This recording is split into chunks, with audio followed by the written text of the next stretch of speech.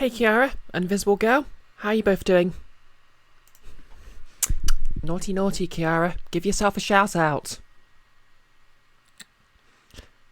She isn't going to do it, is she?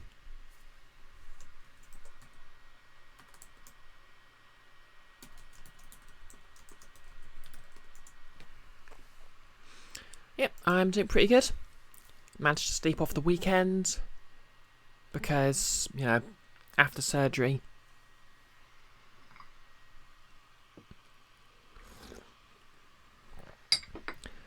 Turns out I have basically no endurance at the moment, so RIP me. And I too am Coral Kiara.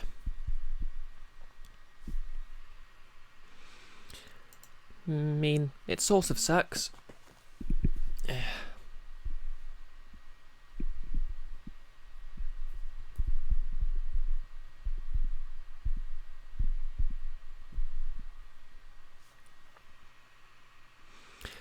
Yep, RIPD. You are a seahorse. Fair enough. Okay, can everyone... Are the audio levels okay? Game isn't too quiet. I'm not too quiet.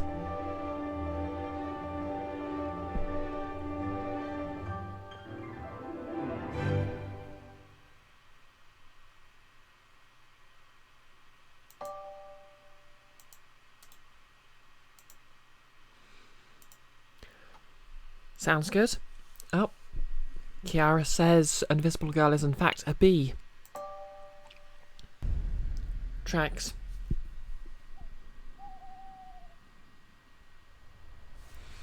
Okay, so to the Palais de Justice. Or is it pronounced Palais? You're a shapeshifter. Makes sense. Okay, let's do this. Once again, Falcon and Sparrowson find themselves waiting outside the doors of the Tribunal de Grande Instance. You feeling nervous, Falcon?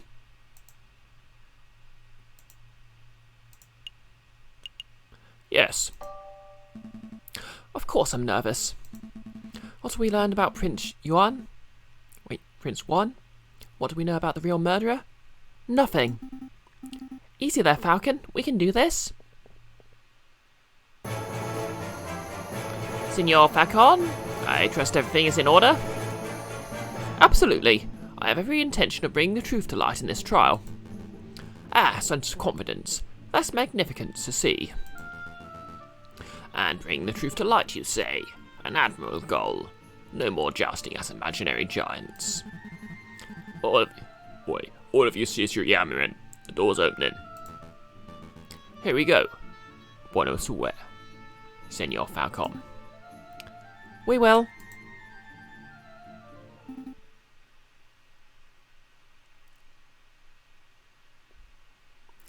Are we ready? We're ready. Spoiler alert, they're not remotely ready.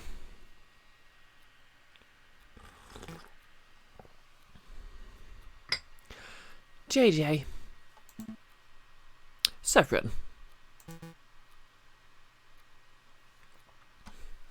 Kiara, Jedi mind tricks don't work on you because you're Canadian. Yeah, that tracks. Nervous? Why would I be nervous? I'm not nervous. I'm as calm as a cuckoo. You're the nervous one. This whole courtroom is nervous. Whoa, cool your feathers, Falcon. Terrible. You can't even maintain a stoic facade. I thought this trial would be the perfect opportunity for you to redeem your previous embarrassments.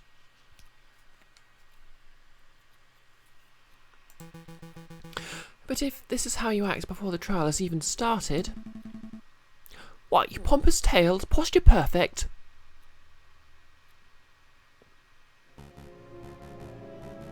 Kiara is a junk dealer, confirmed. Oh hey, Nick, how's it going?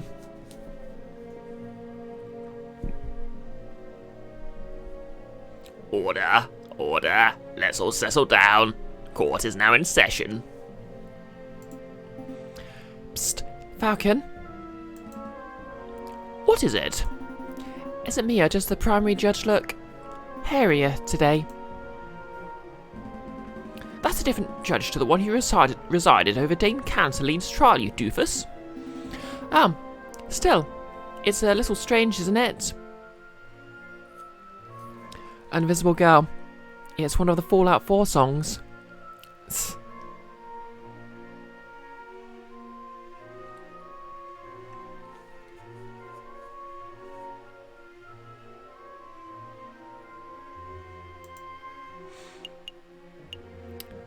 Yes, a little strange.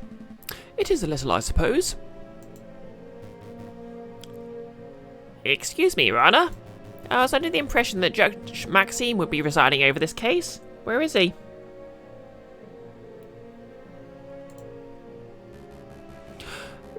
Judge Maxine has gone on temporary sick leave due to a terrible accident with a flight of stairs. But rest assured, sirs, prosecutor, defence and members of the jury, that I am more than qualified to fill his shoes. Without further ado, let's get this show underway. This is the trial of Prince Juan Cuerdo, who stands accused of murdering Major Hal and of conspiring to murder the king himself. Roll call. The defence is present and ready, Your Honour. The prosecution is ready, Your Honour. Good, very good. I expect this to be a nice, speedy trial. I don't want to see this dragged out by technicalities and bureaucracy. Well said, Your Honour. I expect that, once the court sees the overwhelming evidence, this trial will be over in 5 minutes. 5 minutes? He's just messing with your head, Falcon. Keep it together. So we're all on the same page? Excellent. Prosecutor, please call your first witness to the stand. Very well. I call the police officer who invested the crime scene. I call upon Inspector Juste Valorati.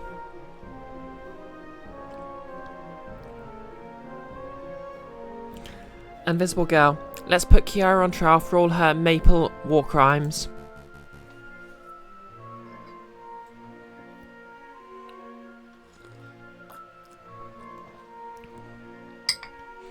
Fun fact, because most of the music in this game's public domain, I keep getting copy strike for it by people who've sampled it. Step up to the stand, Inspector, and recite the oath. I swear to speak without hatred, without fear.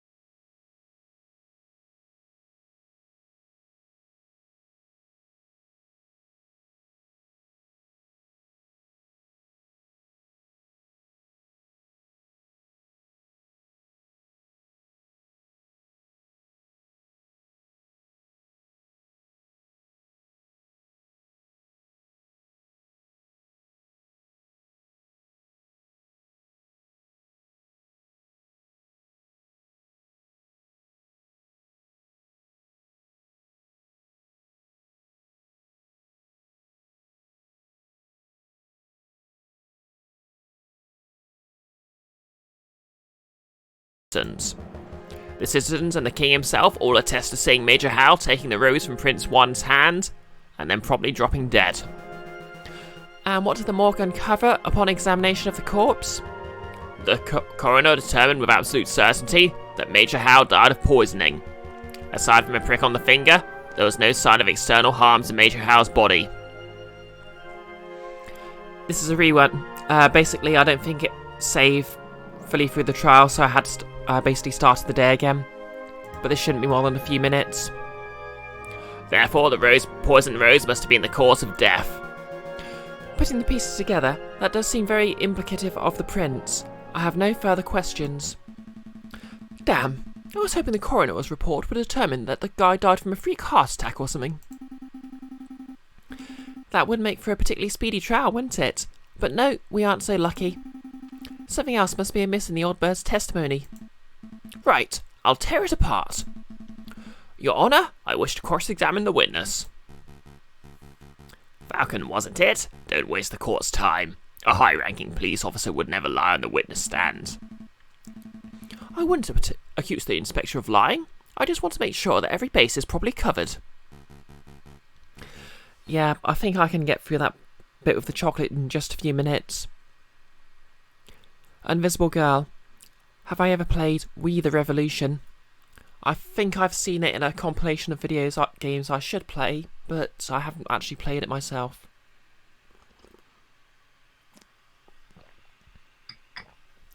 Actually, no, I think it was games that showed off a particular mechanic, but I can't remember what it was. This all sounds like pointless nitpicking to me, but I'll allow it. For now. Go on, Falcon. Falcon, do your cross-examination. Okay, so obviously we've done this, so we'll just speed run it. Inspector, you say that the coroner determined with certainty that Major Howe was killed by poison. Correct. He stated the signs and symptoms were textbook. There's no possibility that his death was natural. Was it in the racial justice bundle? Yeah, that might be right. How exactly was Major Howe poisoned? What was the delivery mechanism? His finger was pricked by the poison rose. He even commented out loud about it seconds before dying. All 22 citizens who witnessed the murder attested to seeing and hearing this. Is there any possibility that he was poisoned by something else? What an absurd thing to say, JJ. You heard that 22 people just saw the victim prick his finger and die. What are you suggesting? That the pricked finger had no relation to the poisoning? That's exactly what I'm saying. I don't doubt that Major Howe was poisoned, but I do doubt that the rose was the cause. Unbelievable. Only a total buffoon could fail to draw the blatant link here. JJ, as tempting as it is to sit here and lecture on the basics of cause and effect, I'll end this discussion painlessly. Inspector, please tell the defence that you found traces of poison on the thorns of the rose itself.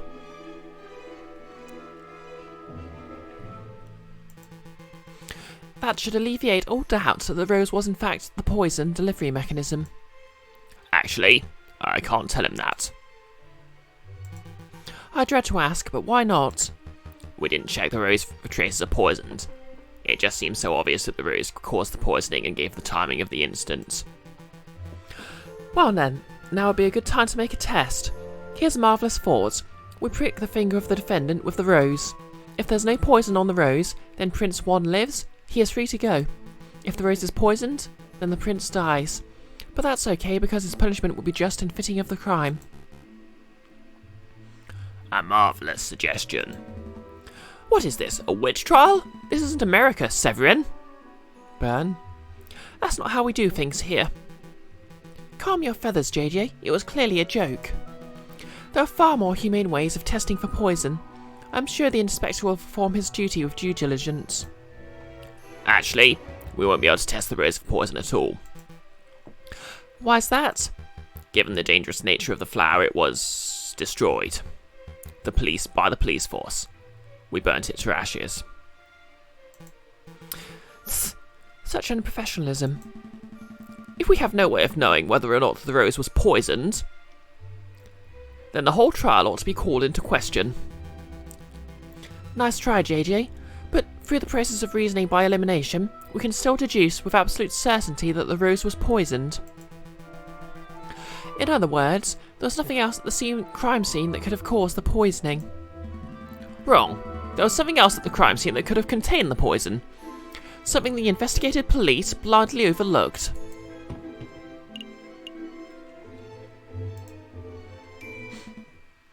Look at this. What am I supposed to be looking at? It is the paper wrapper to the piece of chocolate. It was found in the Louvre in the Louvre, the Salle de Tibre to be precise, and we can date its consumption to the date of the incident. You're not suggesting that Major Howell ate a poisoned piece of chocolate a moment before he died? I almost certainly am. Guess the jury liked that one.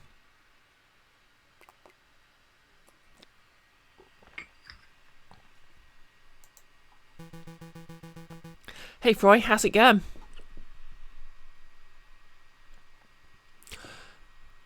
Did you see this rapper at the crime scene yourself, Inspector? The police force does not have the time or the resources to trawl through every piece of trash at the crime scene, I'm afraid. In other words, you overlooked it. Tss. Astounding unprofessionalism. The prosecution is right to be disgusted. What a disgraceful display, Inspector. Oh, you've been playing Sonic Mania. How is it? I offer my apologies, Your Honour. I don't want your apologies. I want you to do your damn job properly. Get off the witness podium before I kick you off myself. As you wish. I take my leave. Until next time, messieurs.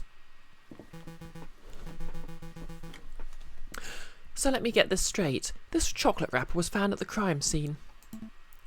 Correct. And you have reason to believe it was consumed on the day of the incident. I do. I have an expert food tasting witness who is willing to testify if need be. You have a foodie witness? I don't recall anyone like that. Who on earth are you talking about, Oh, I see. Nolis has contributed 8,000 total to the Grounded Cosplay Challenge. Nice. 22%. We're getting there. And I think the message about that should hit in about 5 or 7 minutes. But do you know for certain that Major Howe consumed this chocolate? Well, that is a fact we're still investigating. I see. And do you have evidence that this chocolate was in fact poisoned? Again, that is something that may require a little more time to definitely prove. So then, in actuality, you do not have evidence that Major Howe consumed some poisoned chocolate. Instead, you have a solitary piece of rubbish that you plucked straight out of the gutter. That's weak, even for you, JJ. Oh, and Invisible Girl has contributed 4,000 total. Thank you very much.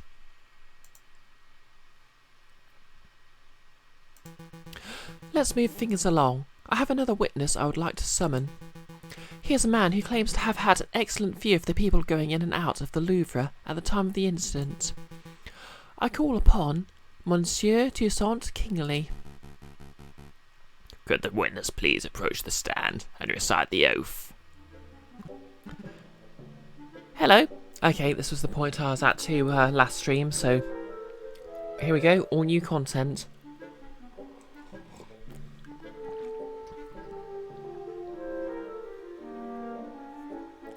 To be fair, Nolis probably has twice as many points.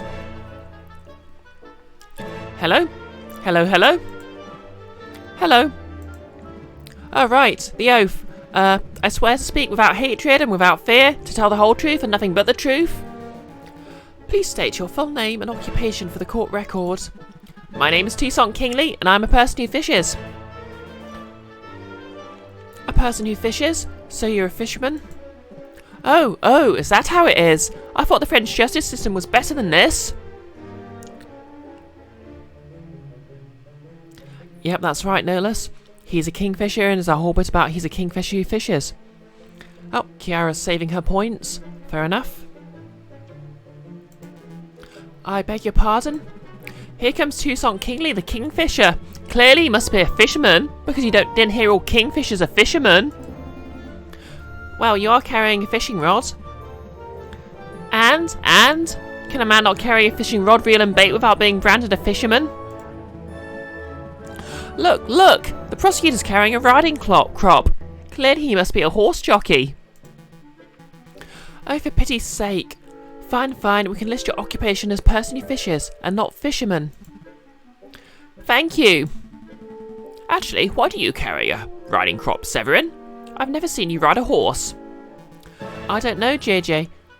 Why do you, a 30-something-year-old with no health problems, carry a cane? This is veering quite far off course. Could the prosecution please get back to his questions? Of course, Your Honour. Monsieur Kingsley, is it true that you were nearby the Louvre at the time of the incident? Yes, sitting upon a railing of the Pont des Arts. The Pont des Arts? That's the new bridge that's just a stone's throw from the Louvre's south entrance, correct?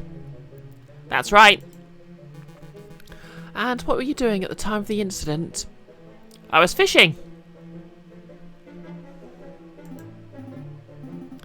Psst, kingfishers, am I right, Falcon?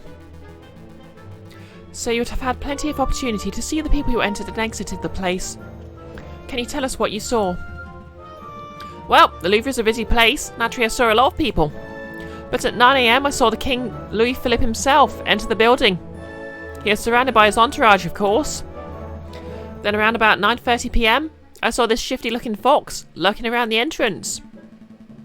Your Honour, I object to the witness's use of the term shifty-looking. It's a vague and biased description. No, really, he looked super shifty. I saw him rubbing his paws and cackling gleefully. Well, that's pretty damning. Then I saw him take out a rose and carefully rub the stem. Rub the stem of the rose, you say? As if he were applying something to the flower, perhaps? Well, monsieur, I really shouldn't speculate. Of course, it was wrong of me to ask such a leading question. But yeah, you're definitely lucky as putting some sort of powder on the stem. Yep, guilty as sin, invisible. Wow, even I wasn't expecting such a bold admission. Members of the court, it sounds like what we really have here is direct witnessing of the defendant readying the murder weapon. The defence claims that the rose was never poisoned, and yet here we have a man who saw the poison with his own eyes.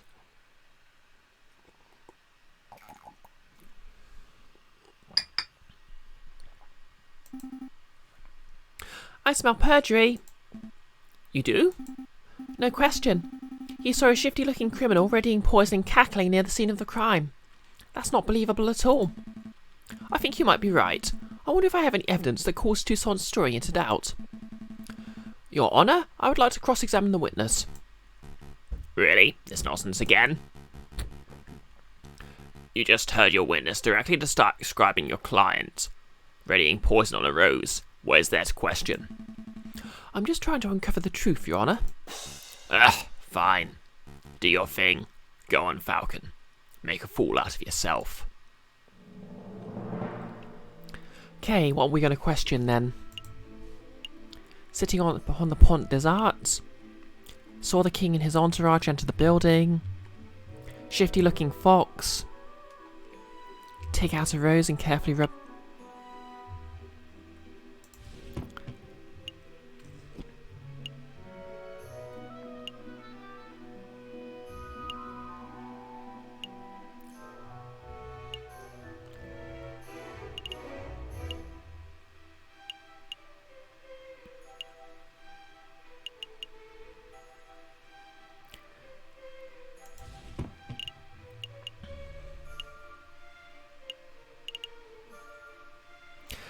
Okay, this isn't looking good, is it?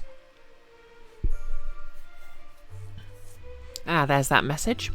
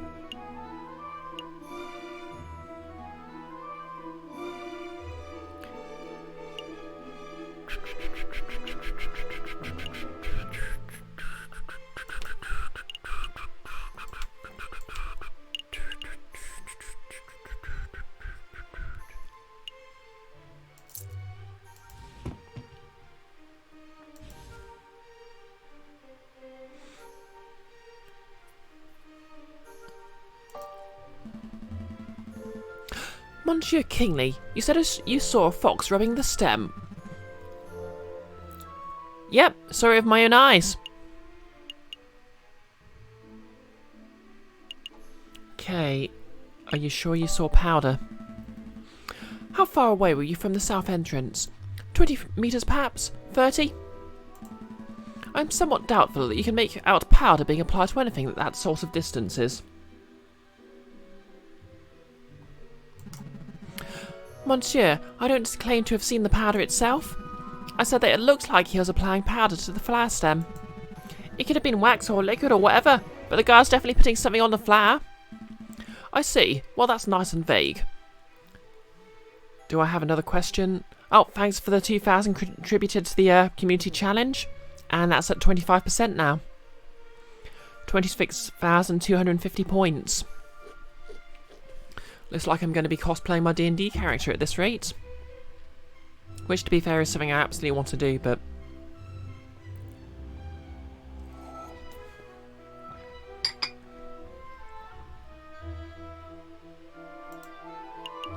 Yes I have. Are you certain that the fox was handling a rose and not some other type of flower? Pretty sure. The red petals stand out quite nicely on a grey January morning. So you're confident. You're absolutely sure that you clearly saw a bright red flower in the fox's hands. No less, you're distracted. Sibling is trying to figure out what a 401k is. You have an idea, no idea either. All you know is that it's a retirement thing and nobody agrees whether it's good for the employee. Yeah, it's more of an American thing, so I'm not sure about it. Basically, the Kingfisher says they saw the defendant applying poison to the rose.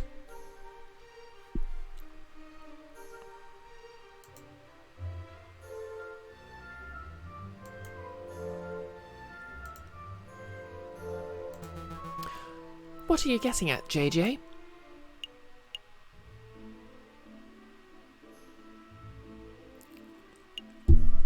Prince 1 didn't possess a rose.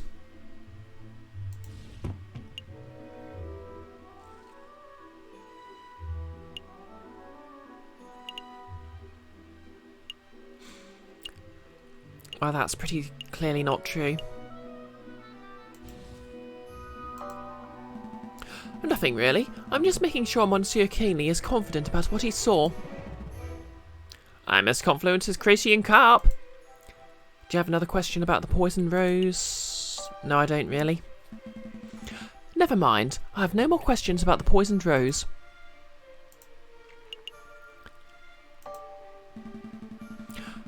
Monsieur Kingsley, you said that you were sitting upon the railings of the Pont des Arts on the morning of the incident. Yep. Is the Pont des Arts a good fishing spot? I'd assume you'd be better off fishing upstream away from the city. It's okay.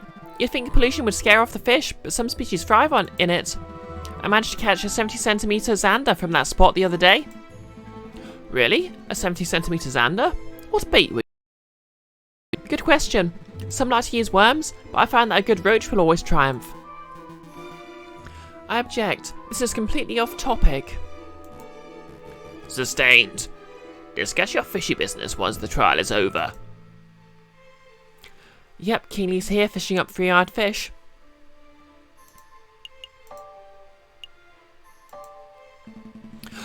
Monsieur Kingsley, you had a good view of the Louvre's south entrance, didn't you? Yep. The Pont des Arts is a great vantage point for seeing the Grand Gallery's south side. What about the other entrances? The other entrances? You mean like if you're entering from the Tuileries Gardens or the Place de Carousel? Nope, couldn't possibly see those areas from the bridge. But of course this isn't relevant. Monsieur Kingsley witnessed Prince 1 entering the south entrance with flower in hand. That's what counts. What if Prince 1 didn't enter from the south entrance? What if he approached the Louvre from...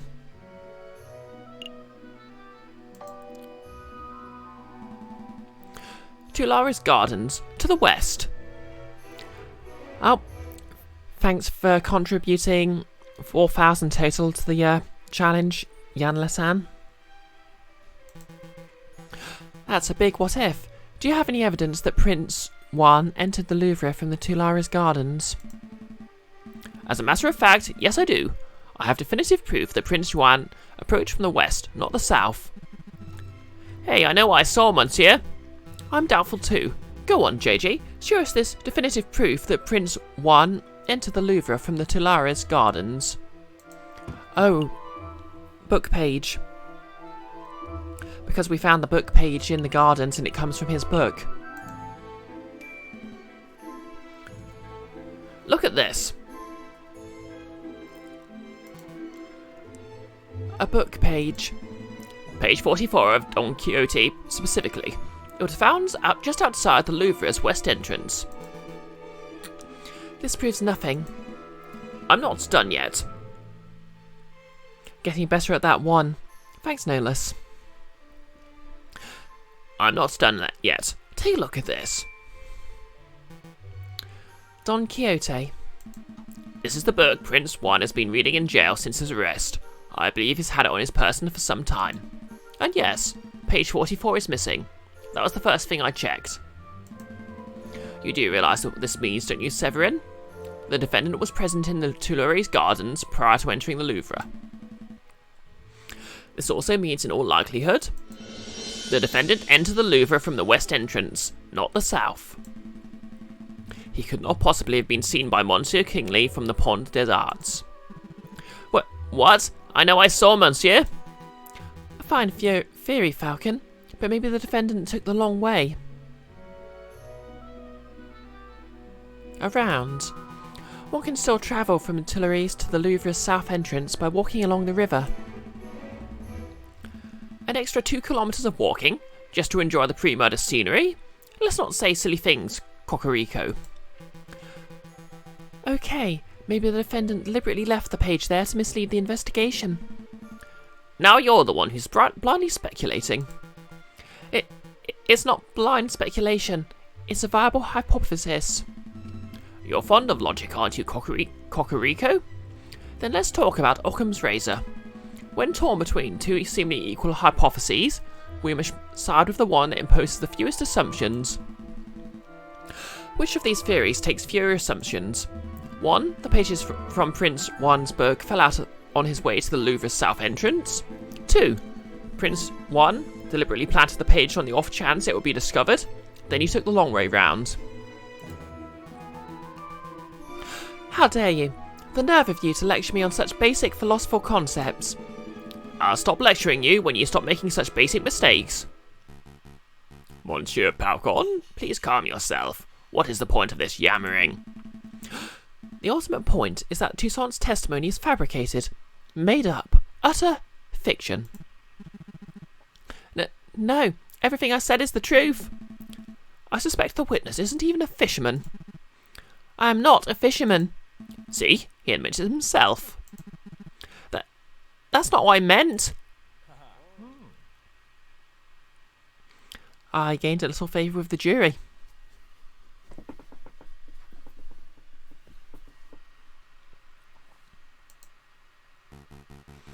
Prosecutor, you have something open in this place, don't you? I must concede. You concede? On this point at least, Falcon's evidence strongly suggests that the key component of Monsieur Kingsley's testimony is false. Indeed, invisible girl. No! Imagine doing that on the court floor. Imagine doing what on the court floor?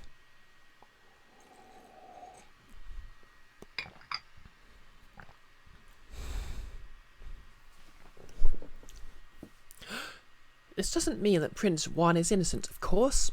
All Falcon has demonstrated is that this particular witness is unreliable. But I did see something. I really did. Oh, that little dance when I get my way.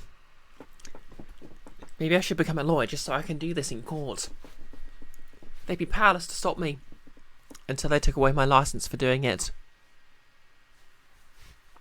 Wait, no. Until they disbarred me for doing it. Lawyers get disbarred. Alright, so maybe I didn't exactly see a shifty looking fox. I made that part of the story up. but I did see a swan lurking around the south entrance on the morning of the murder. A swan? Do shut up, witness. Your word is mud at this point. How can we trust anything you have to say? Your Honour, Judge Romulus, we're out of time. We're 10 minutes overdue to start the hare versus tortoise trial. It's that late already.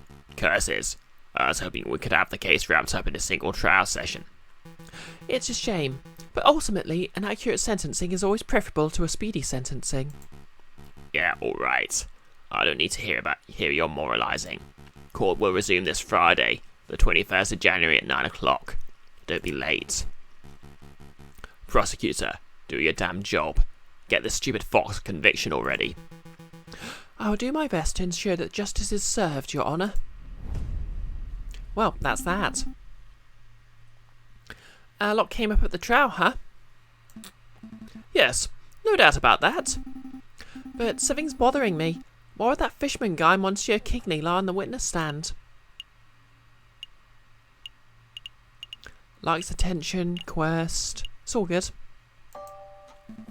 Maybe he was coerced by his love of attention. Well, it's possible that he was coerced or bribed. That's just what I was thinking. Maybe the real murderer threatened the fisherman into making up a story about Prince One.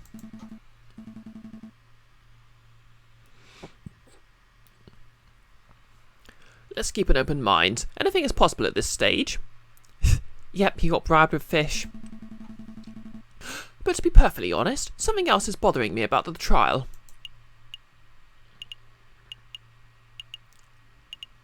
To be fair, all of these are bothersome. Judge Romulus, he's acting without a shred of professionalism.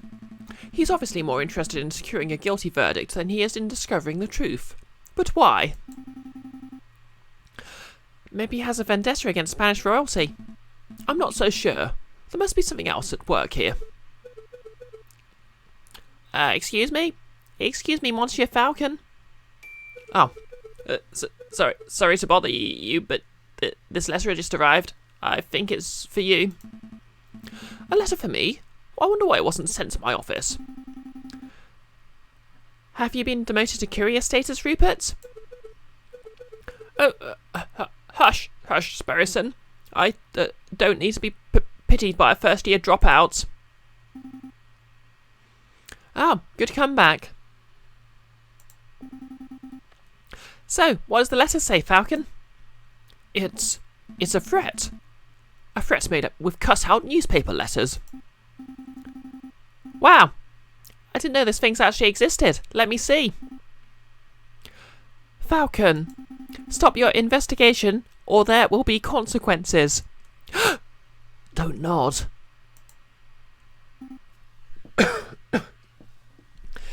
Scary. There is no question that this letter originated from Major Howe's murderer. He or she must have been aware that we were getting close to uncovering the truth. Sounds about right. But why'd a person write with a cut-out newspaper letters like this?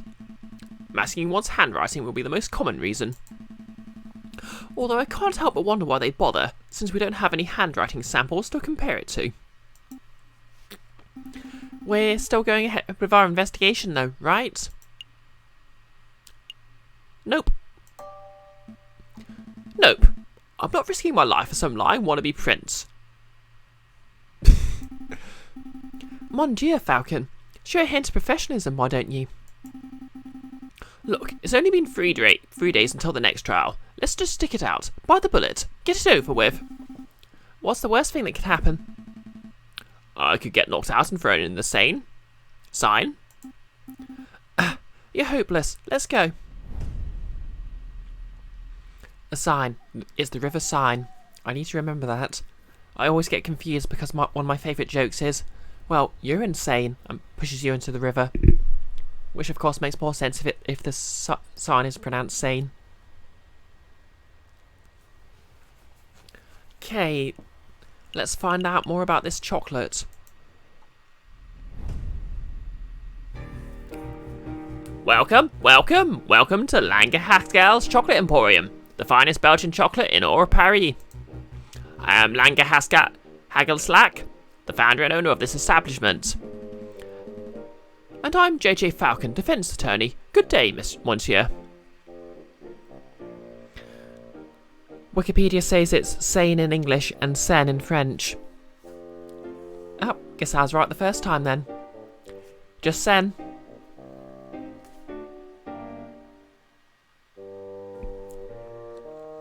No less.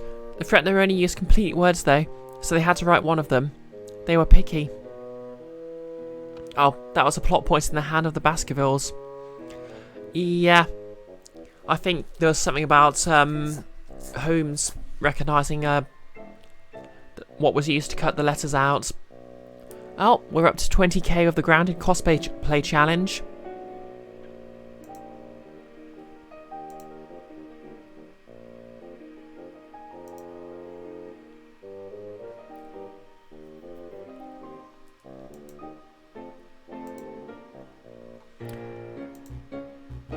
Oh, lawyers, very fancy. I must say I once dreamed of being a lawyer, but well, circumstances wouldn't allow for it.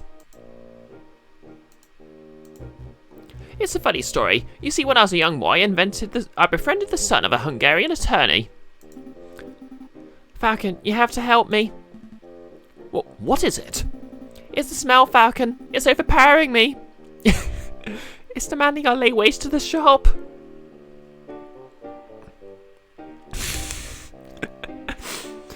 I love Sparrowson so much.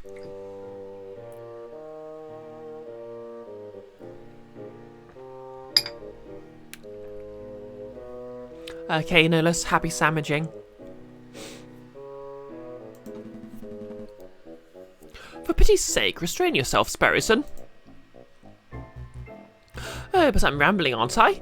Are you messieurs here to buy some chocolate?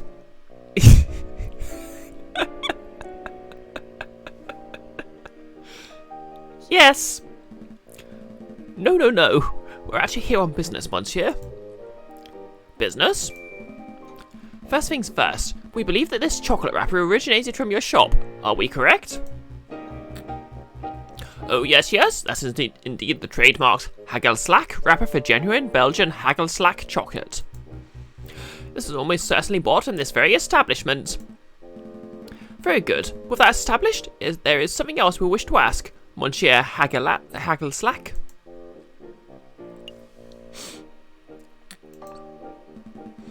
Can you tell us who bought the chocolate that was contained in this wrapper, Monsieur Hagelslack?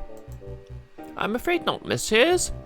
Not just because of matters of confidentiality, although that is a fact you understand. Oh, thanks for contributing 4,000 total to the cosplay challenge, Nick. The cosplay community challenge. Although that is a fact you understand, because I couldn't possibly know that. I thought elephants never forget. Wow, microaggression much, Sparrowson? My memory is impeccable, monsieur, but you must understand I've had dozens of customers a day. There are hundreds of people who could have potentially bought this particular item. So your memory is good, but you need further information. If we were to give you the description and name of a person, would you be able to tell us whether they purchased something from you? Oh, yes, I could possibly do that, monsieur. Let me think. Who to ask about?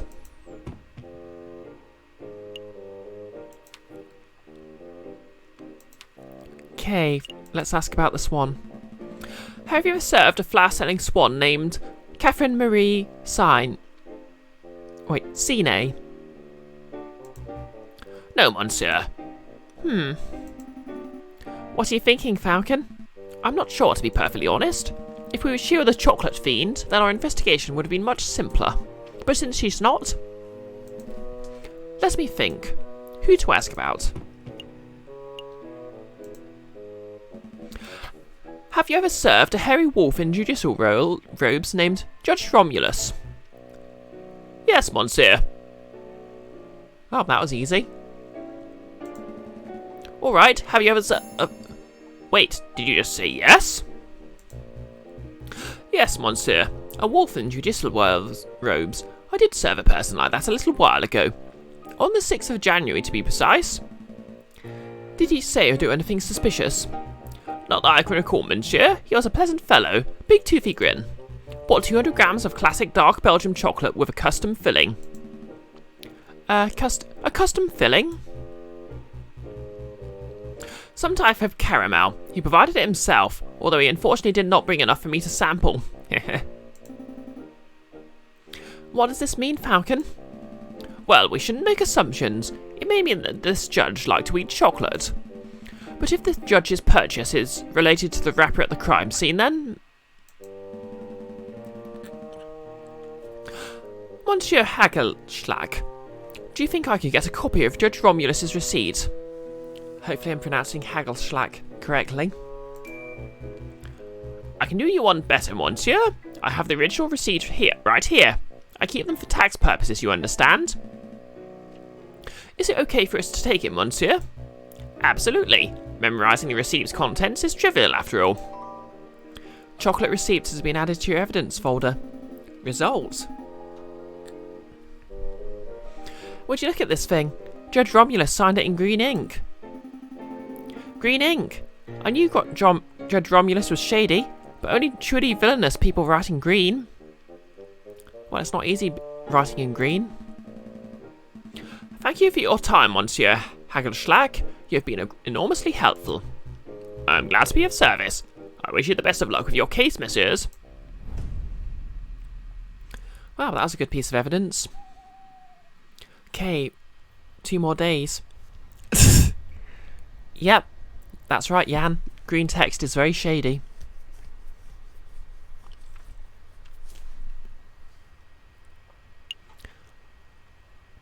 Okay, either the Louvre. Oh well, I suppose I can visit everywhere else without wasting time, so let's take a looky-loo.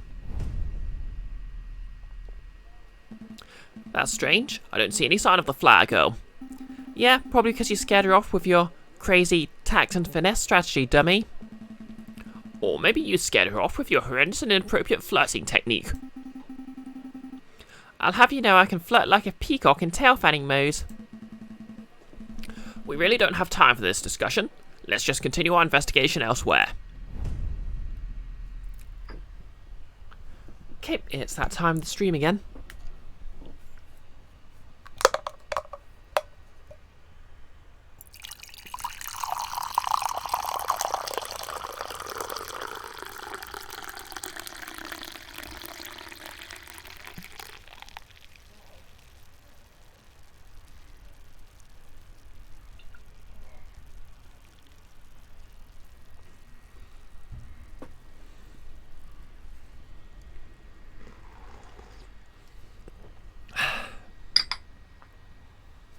Oh, I've got red bush in there this time.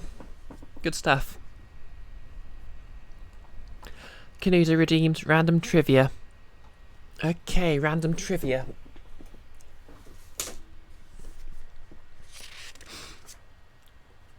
Okay, this is technically more of a joke, but...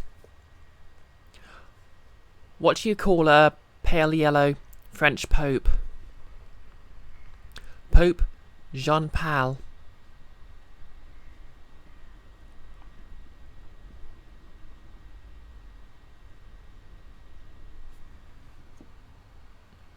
Oh, see you in a bit, Kiara.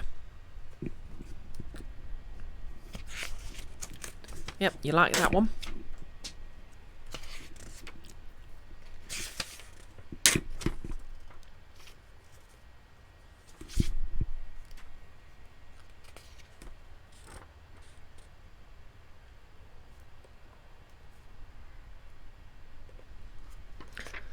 Okay, another bit of random trivia. Milton Glaser was the created the I Heart New York logo in 1977 for the New York State Board of Tourism. He charged them $0.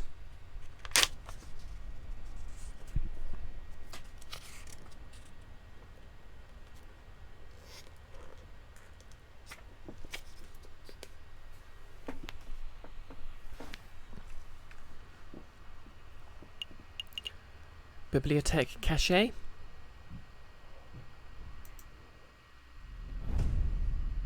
Yep. Should have really gotten royalties for it.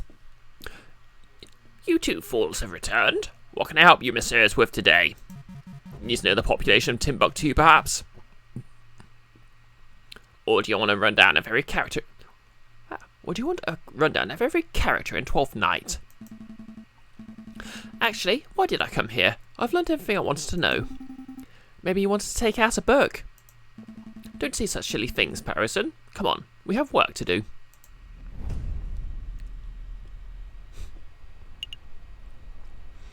Palais de Justice. A little early, aren't we? Just scoping the place out. Come on, Falcon. We've got investigating to do. Welcome back, Nolus.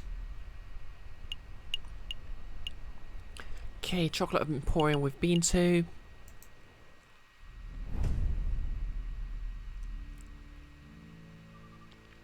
Oh, hello again.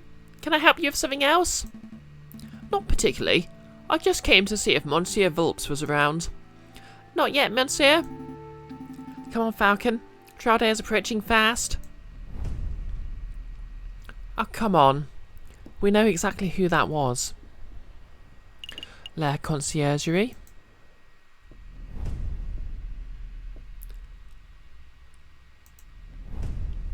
Okay, nothing but ellipses. Anything at the office? Stop messing about, Falcon. Let's help Prince 1 already.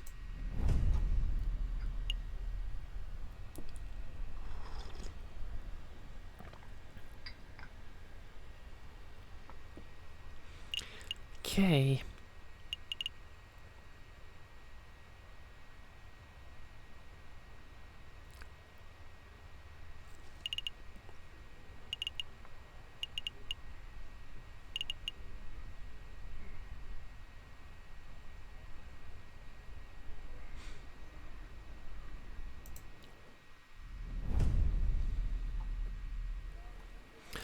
Falcon and Sparrison once again find themselves in the Place de Curacao, just outside the Louvre. So, which exhibitions are we visiting today?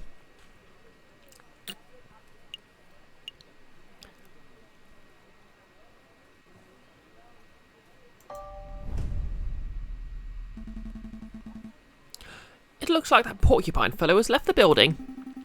Did you want to ask him something? Nothing in particular. I just wanted some more details on this Renard Vulpes, but I suppose we'll have to leave it for now. Salle de Tibre. I think we found everything of value here we can possibly find. Let's not loiter. Okay, where should we go next? Are we all done here?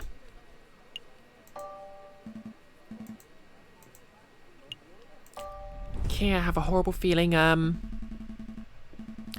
think we've bothered Monsieur Robinho for enough. Let's move elsewhere.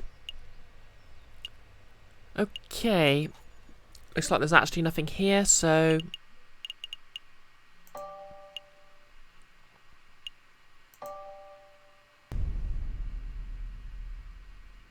Whoops. Oh, yes. Okay, we're on Wednesday. So instead, let's go to Le Canard's Joya.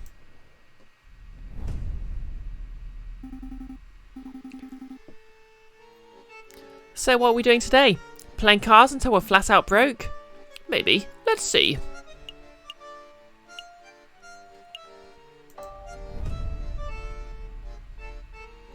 Falcon and Sparrison return to the drinking floor, but no one appears to be interested in conversation.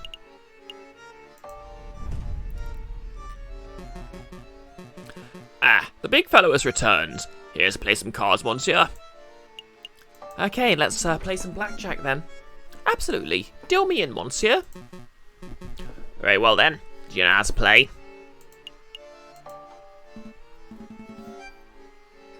Of course, I've been playing for years. Yeah, right. Don't get cocky, Falcon. Very good. I shall be the dealer. We'll bet 5 francs per game. Here we go. They've sharpened the edges on this Capri Sun. You swear it. Okay, 6. 13. Damn it!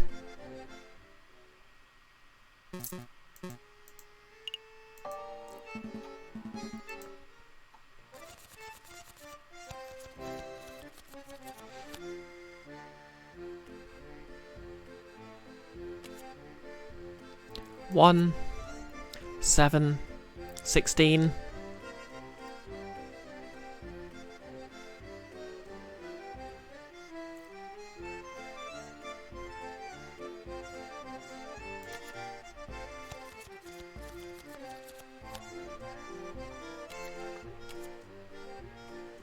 Damn it.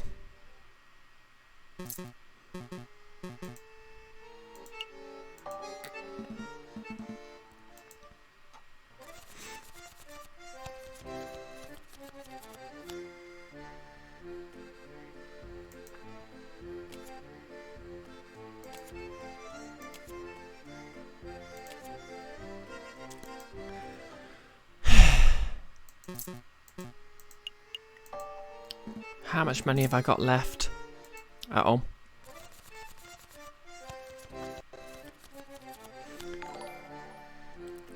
Oh, thanks for hosting, Kiara. Also, welcome back.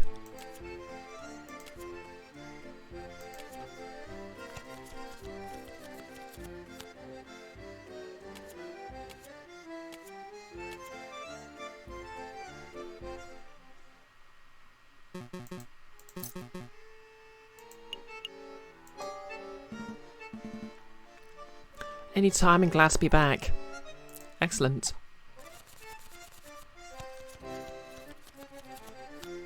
I'm gambling away all my money.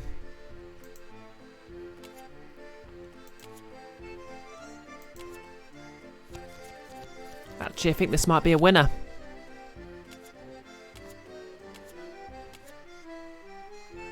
Seriously?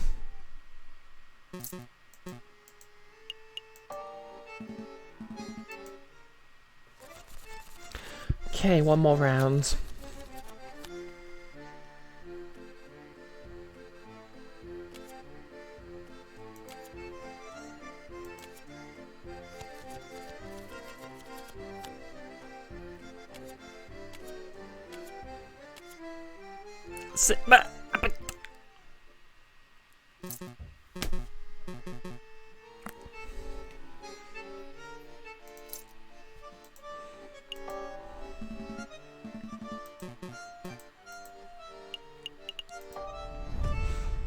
Well, that was a waste of time and money.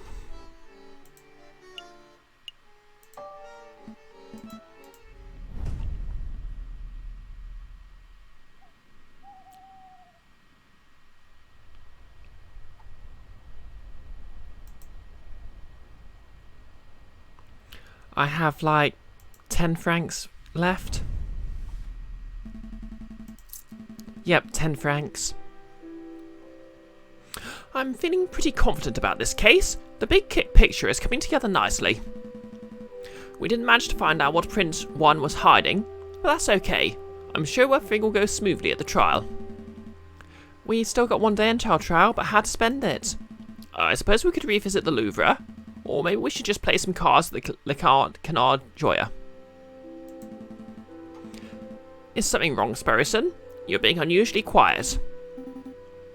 Falcon, we need to talk. What's up? See, I was doing some thinking. Dangerous thing, I know.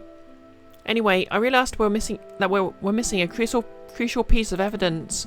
What evidence would that be? Well, we know that Major Howe consumed a piece of chocolate before he died, and we know that he died of poisoning. But we still aren't sure that the chocolate was the cause. That's true, and if we keep pushing the chocolate theory, Cocorico would almost certainly bring that up. So I thought, if one was to consume the wrapper itself, then that may provide proof of whether it contains traces of poison. Well, sure, that could work, but it would be incredibly foolish. Wait, were you thinking of eating the wrapper, Sparrowson? Maybe. Well, stop those thoughts right now. I'm not going to let you potentially kill yourself like that. Heh, I knew you'd say that. That's why you already consumed the wrapper.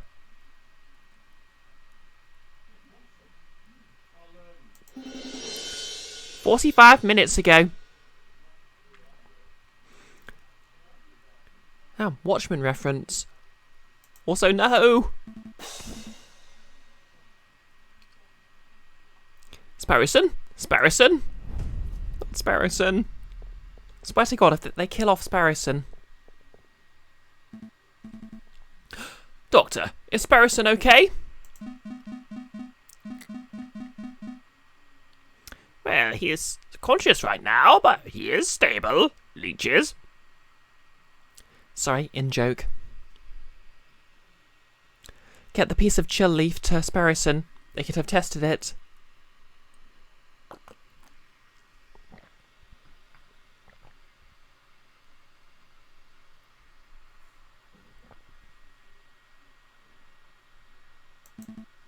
Oh, thank God. How do you say this happened again? It's a long story. Lowering occupational hazard. Doctor, can you tell me what poison caused this? I have no idea. I'm an expert in mental health, not toxicology. But I've sent for a specialist. You should be here by tomorrow morning. He'll make a full assessment. That's good to hear. Thanks, Doctor. Take good care of him.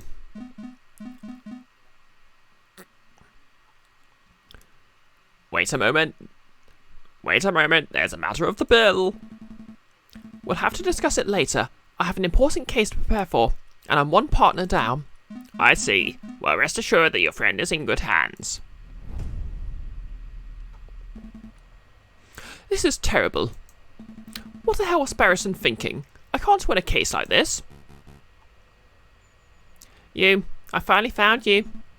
Did someone say something? Running around like a headless chicken. You're one tricky lawyer to find. I told you to interrupt the investigation, but you just wouldn't listen. Who's speaking? I can't see you, monsieur. Step forward. All right, I'll step forward. But it'll be the last thing you ever see.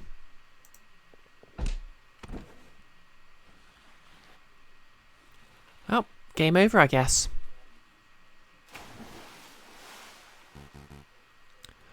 Au revoir, JJ Falcon.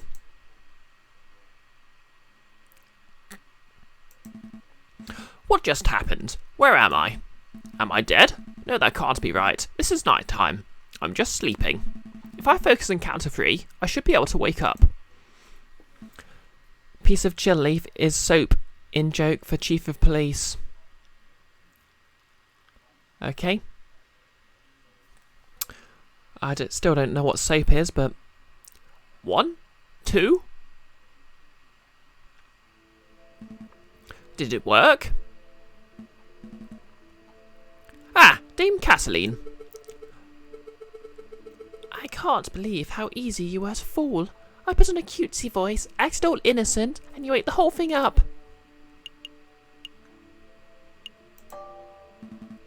I made no mistakes. I did my duty as a lawyer. Your duty put an innocent man on death row, Monsieur Falcon. I hope you're proud of that. It wasn't my fault. Hey, where are you going? Out of my way, Severin. I'm not done talking to Dame Catiline. Oh, it's an American sitcom from the 70s/80s, arguably one of the first sitcoms. Fair enough. It wasn't my fault. Is that the excuse you make after all your failures? I'm not making excuses.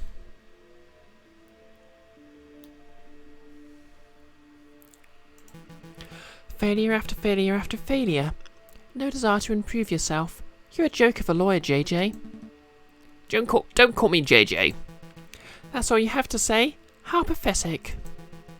You don't even deserve to stand in your grandfather's shadow. My grandfather?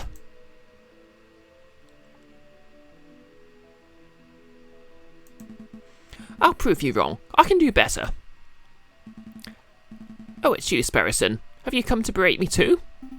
What? No, I'm just here to tell you to wake up. Wake up, monsieur, wake up. Hey, can you hear me? I said wake up. Wake me up inside. I can't wake up.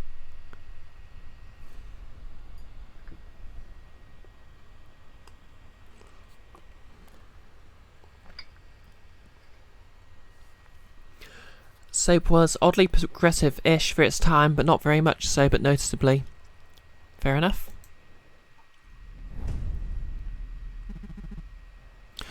Come on, Monsieur, wake up! I said wake up! It's starting to worry me. Oh, thank goodness. I wasn't sure whether I'd had to find a doctor or a mortician. My head. Where am I? The Pont des Arts. You know, by the Louvre, in Paris, France. I just fished you out of the sign. Nearly broke my rod doing it. Wait, I know you. You're that disrespectful lawyer guy. Giro Falcon Falco or something. What time is it? Actually, what day is it? You hit your head pretty hard, huh? It's the 21st of January, around 9 o'clock on the morning by my reckoning. 21st? 9 o'clock? Oh no, the trial. I should have been at the court SS 10 minutes ago. Well, you're running late, but take it easy, monsieur. I'm sure they'll be understanding. Maybe if I sprint it. In your condition, that'd be stupid. Take a seat, clear your head. I'll go get some dry clothes. No time. Wait, monsieur, at least take this before you go. What's this? A dip pen?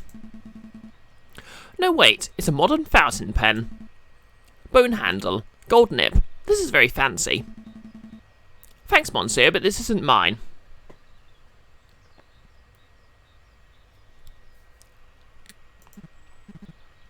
Really? You sure? You're holding it pretty tightly when I found you. I was holding this? Then I suppose that has to be mine. Fountain pen has been added to your evidence folder. Thanks, fisherman. I owe you one. Hey, don't call me a fisherman. Running gag. Hey, it's that guy. It's 9 o'clock. I believe it's time for the roll call. Is the defence not present? Such unprofessionalism. If there's no defence, then the trial can't proceed any further. We must make a ruling based on the evidence that has already been presented. I will now converse with the jury. We shall decide whether Prince 1 is guilty of murdering Major Hal, and of conspiring to murder the King. Your Honour, may I have a word? Fine, but make it quick. I'm a firm believer that a trial must be orderly and punctual. There is no room for wishy-washy dilly-dallying. But it seems somewhat rash to end a trial session the moment it is due to start. Perhaps it would be prudent to wait 5 or 10 minutes, in case the defence is just a little tardy. Then the trial still has a chance to proceed, and justice will be served. You are the prosecution, are you not? You have nothing to worry about. A guilty verdict is all but guaranteed. Your Honour, you appear confused. I'm not here to secure a guilty verdict. Of course you are. You're a prosecutor. By definition, you're here to prosecute. No, my job description is to prosecute, but I'm here in this courtroom to ensure that justice is served. An unfair and unbalanced trial is not in the spirit of justice. That's very noble of you, but the defence is absent. Then there is little that can be done. I'll hear no more about this matter. I will now talk with the jury. The defence is present, Your Honour.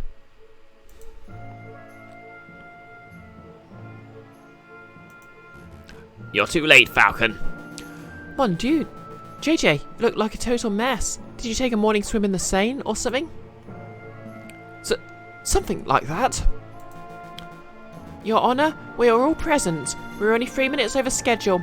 Let's not needlessly dirty the pure name of justice. Rules are rules, prosecutor. Falcon clearly has no respect for legal procedure.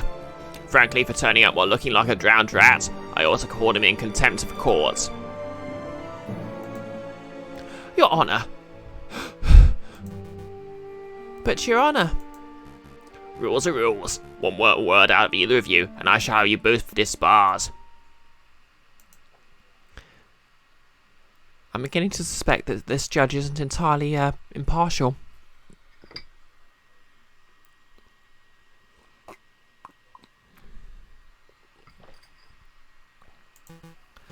It's a pity. The King of France was looking forward to standing behind the witness podium. The King of France? He's here? Oh, are we not doing the trial after all? That's a pity. Oh, Your Majesty, what a surprise. Well, you see... You know, it's my 7th time testifying against a would-be assassin, which is the first time seeing a trial where the case has ended before it even began. Well, the offence, he was late and, Yep, you're right, no less. Pulled rank on the wise guy pulling rank. Oh, piss posh. France didn't become a great and dignified kingdom through rigorous punctuality. Let's go ahead with this trial. It'll be fun. Look, I'll say the oath to get us started. I swear to speak without hatred and without fear, to tell the whole truth and nothing but the truth. Did I guess it right? That was perfect, Your Majesty. JJ, I trust you have no objections with the king testifying? No objections here. Going ahead with the trial is fine by me. And surely you wouldn't stand in the way of the king, would you, Your Honour?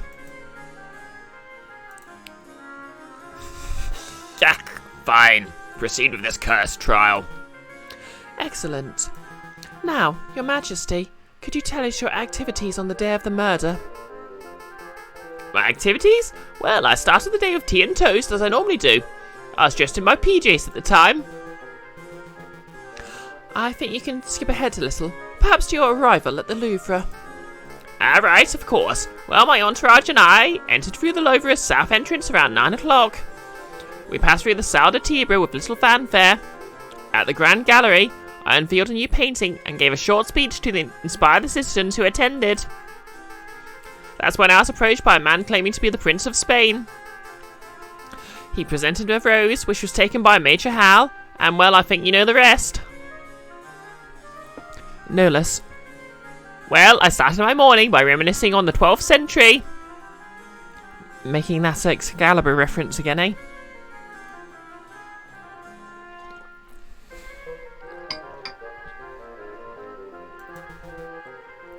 Indeed we do, Your Majesty. Madams and messieurs of the court, what we have here is another testimony that establishes Prince Juan's guilt. And this is no ordinary testimony. It is the testimony of perhaps the most trustworthy man in all of France.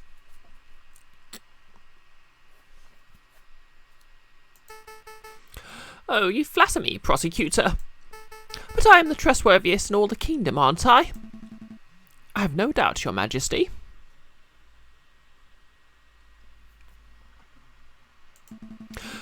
Nonetheless, I would like to perform a cross-examination. You don't know why you're so obsessed with Soul Eater lately, no less. It even never even stood out to you when you watched it.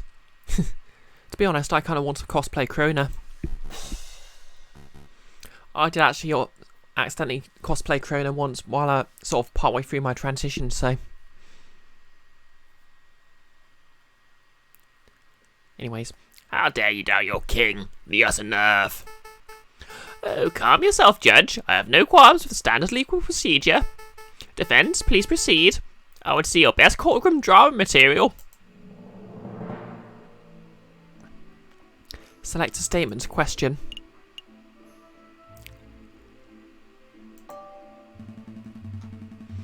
Your Majesty, you say you entered the Louvre from the south entrance. Indeed, we entered from the Hotel de Ville, so it was an easy riverside stroll. Did you see anything suspicious around the Louvre's entrance? Suspicious? I'm afraid not, monsieur. Just the regular riverside types, bourgeoisie, vendors, people who fish, and the like. I see.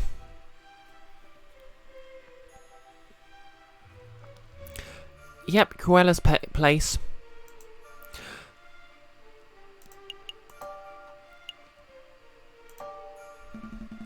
Are you sure that you entered the Louvre's south entrance?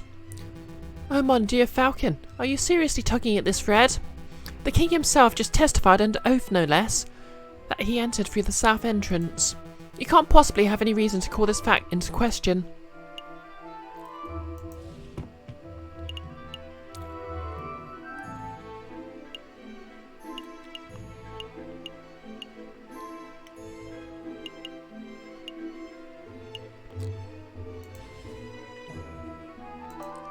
Yep, nothing to question there. I am just being thorough. It is important we explore every nook and cranny. We don't have time for that sort of pedantry. Stick to the important questions, defence. We're running this stupid trial here and now. Do you have another question about the king's arrival at the south entrance? Nope. Okay, La Salle de Tibre. Your Majesty, you say that you passed through the Salle de Tibre uneventfully. Indeed. We stopped briefly to take a look at the paintings, then moved on to the Grand Gallery. Could you elaborate? What do you see in the Salle de Tibre? What I see? Oh well, Roman stuff mostly. I meant aside from the Roman artifacts. For example, did you talk to someone in the room who wasn't a member of your entourage? You're reaching, JJ. The king already testified that he passed through without encountering anything of interest.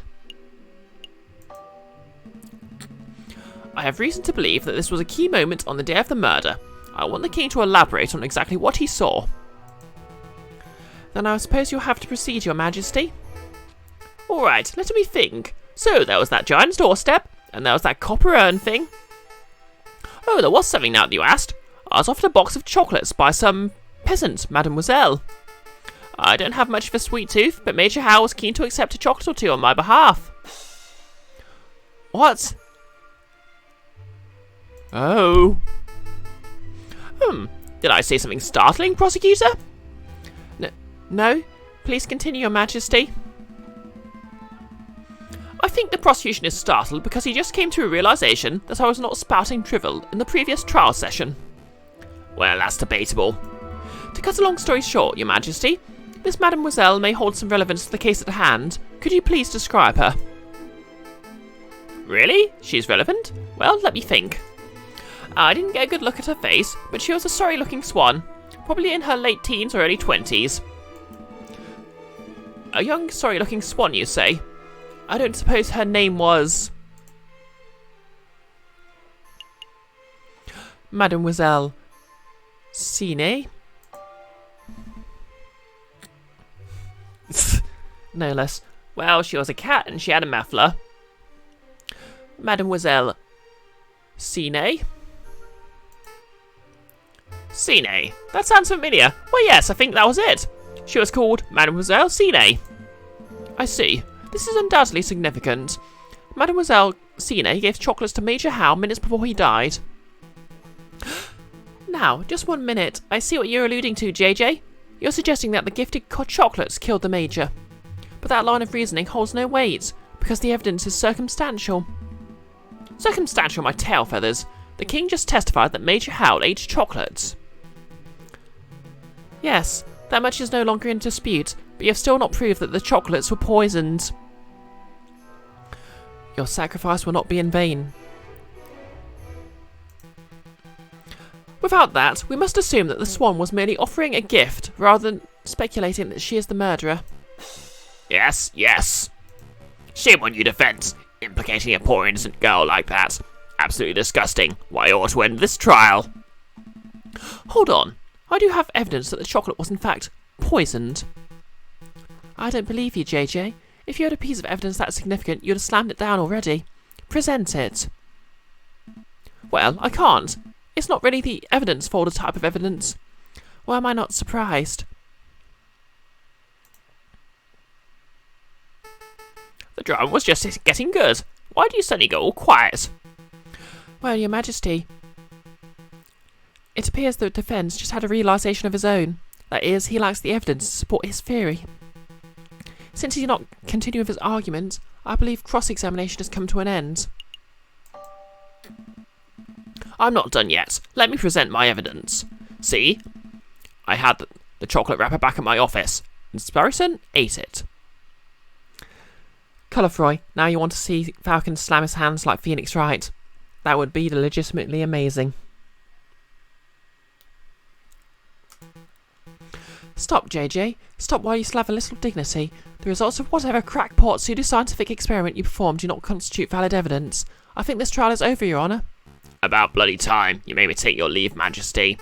Very well. I'm pleased that justice has been thoroughly served. Until the next assassination attempt, adieu, messieurs.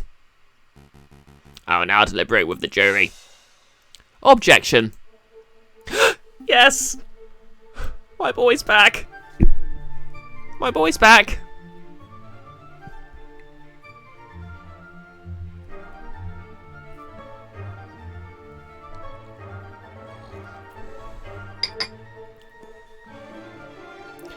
Kiara, got to get off to work. Oh, thanks for dropping by, Kiara.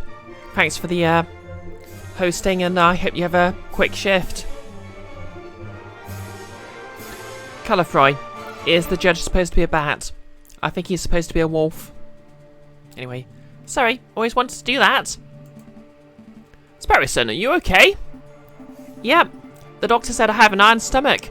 Most of the poison passed straight through me. Speaking of which, I would like to testify on that poisoned chocolate issue. I even got a doctor's note, see? Too late, the trial's over. You can't be serious, Your Honour. The contents of that note could turn the entire trial on its head. You must allow it.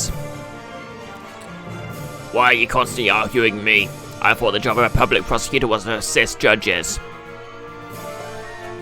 I told you, my honour, my job isn't to get a guilty verdict, it's to ensure that justice is served. I swear you are the worst prosecutor in all of France. Go ahead, Sparrison. Read the contents of the note for the court to hear. Ahem. This patient, Sparrison, was submitted to Salpêtrière Hospital, where he displayed a variety of symptoms. These included profuse sweating, a rapid fever, severe nausea. The patient was diagnosed with poisoning, probably originating from a plant known as aconite, aka monkshood, aka wolfsbane. Yep, no less, Chicken Worth has integrity. Also A+ nickname, well done. When we questioned the patient, he admitted to having consumed a discarded chocolate wrapper potentially carrying the poison. Examining the contents of the patient's stomach confirmed this to be true. As a mental health professional, I believe this patient to be clinically... Oh, we can skip this bit. Yada yada. Okay, here we go. Signed, Dr. Fowret. Fowray. Thank you, Sparrison. I don't even think I need to question you. Between your note and the king's testimony, every angle of the chocolate wrapper business has been covered. Awesome. Wait, did you say the king's here? No, it wasn't. A good nickname would have been Eggworth. Amazing. You can get his autograph later. Right. So what happens now? Do I get cross-examined by the prosecution or something? To be honest, I see a little to cross-examine. Do your damn job, prosecutor. Cross-examine that annoying liar. Cross-examine that annoying liar of a bird. I thought he was a sparrow, not a lyrebird. Tear his testimony to shreds. Your Honour, he has a note, signed by a medical professional, definitely proving that the chocolate wrapper from the crime scene was poisoned. We could nitpick the details, or delve into the doctor's credentials, but I fear it will be a waste of the court's time. Nobody wants that. Ah, so then what the hell do we do now? We do nothing, Your Honour. The poison wrapper has introduced an element of doubt into the case. The prosecution must accept that. But is the level of doubt reasonable? Is it significant? I think the members of the jury will still agree. JD's evidence is still tenuous. Yeah, I'm getting that feeling too, that the judge wants us to lose as well, Froy. Tenuous? A step above circumstantial. You have proven a link, not a not wholly illogical link. But you haven't proved beyond doubt that Major Howe was killed by the chocolate. You're still making far too many assumptions. Where is the empiricism that is required by any good court of law? Where are the witnesses who can back up your claims?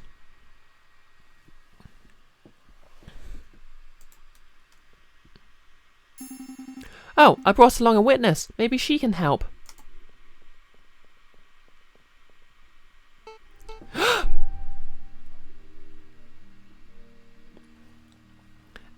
Hello? You. Sparrowson, it's great to see you on your feet, and you've been an enormous asset into this case, but what are you trying to pull off now? Surprise witness. Surprise witness? Yeah, I remember you mentioning that Cocorico liked calling surprise witnesses, so I thought we'd beat him in his own game. I brought the flower girl Mademoiselle Sine so she can testify about Prince Juan's character. You're putting me in a difficult position, Sparrowson. Just moments before we arrived, we the court established that Mademoiselle Sine is a possible suspect for this case. What? That can't be right. Sparrowson, it's okay. Monsieur Falcon, I would like to testify. You want to testify? Do you understand what you're agreeing to? I do. I've accepted my fate. Hey, Iris Spring. Something, call the parrot to the stand. Yeah, I think we're past that point. Also, hey, Iris. For those who don't know, Iris used to be going by Skylar. Now she goes by Iris. Because, quite frankly, Iris is actually a pretty good name.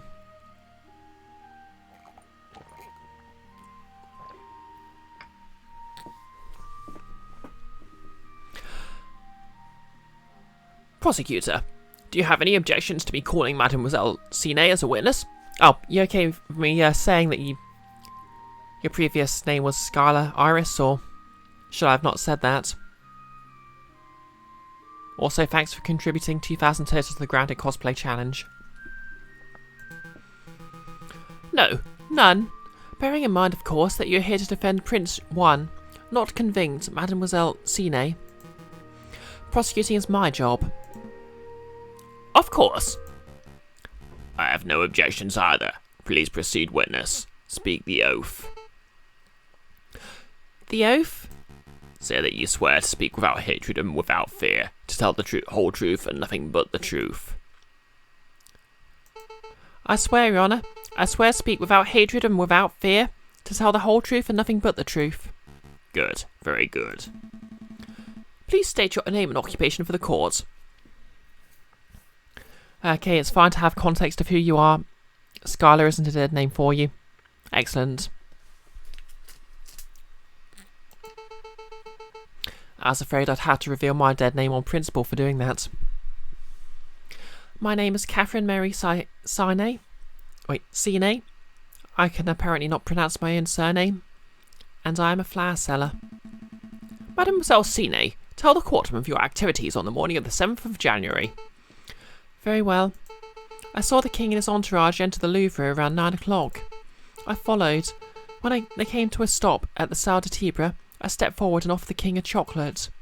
He refused. But a guard, a big dog by the name of Major Howe, was happy to oblige. You know, they're not actually talking about the fact that a chocolate should have killed a dog anyway. The guard died because I personally had previously added poison to the chocolates. Hey, Catwarmer, and thanks for contributing 2,000 to the cosplay challenge. No, that can't be right. I mean, we have evidence it was the bloody judge. I used poison derived from monkshood, a notoriously dangerous plant. As a flower seller, it was simple to acquire.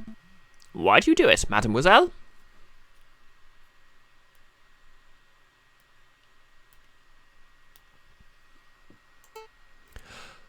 Why? Monsieur, people have tried to kill the king before, and people will try again. He is a vile man who has no respect or love for the people who suffer under him. I did it to better the French people. Yep, long time no see indeed. How are you doing these days? I'm apparently demonising myself.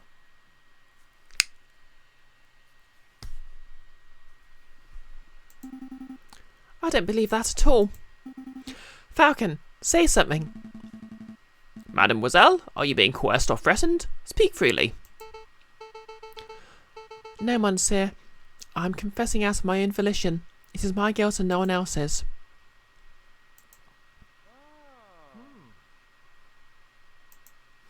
Okay.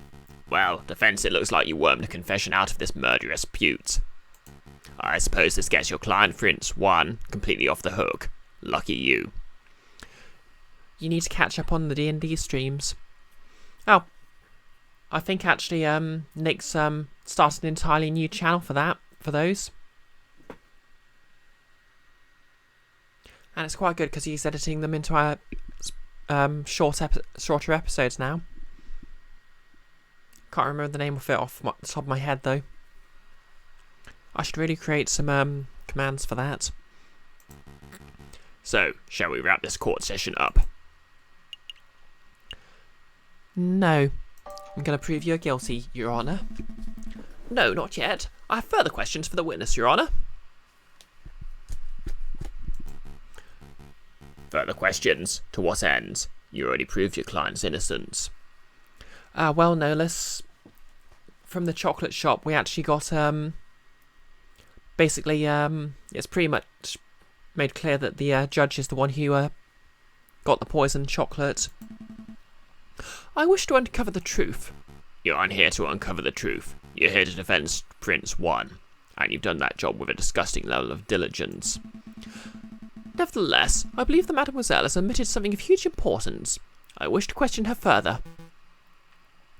Something of huge importance? I won't allow it.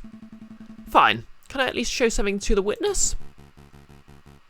You and the prosecutor are a right pair of moralising blowhards, aren't you? You're doing my head in. Fine. If it will shut you up, I'll let you show one magical mystery item to the witness. I can't imagine you'll have anything up your sleeve to change the flow of this trial, though. Monsieur Falcon, save it. I have nothing more to say. Okay, so... do we go for the chocolate receipt? Or the fountain pen?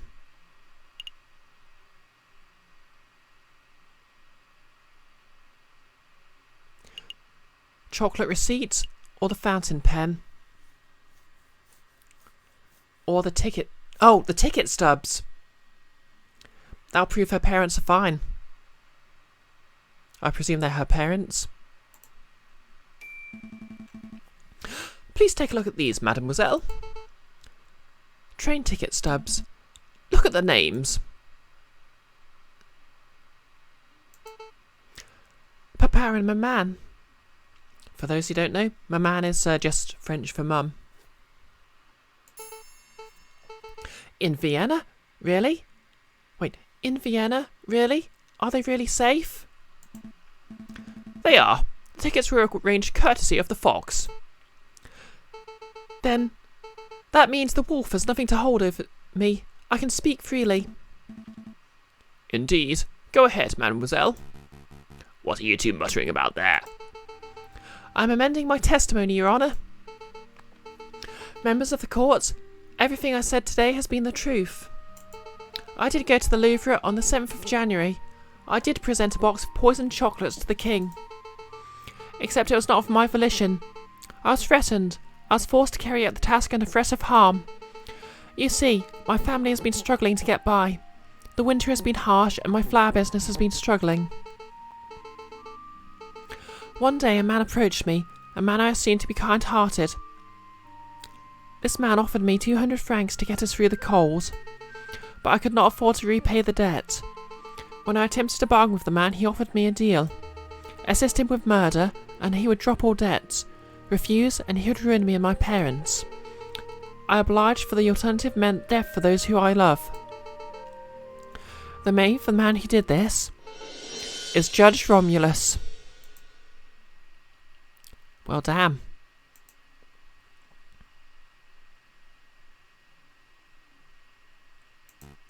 Ah, what a creative story. This is obviously a last-minute, desperate attempt at passing the buck.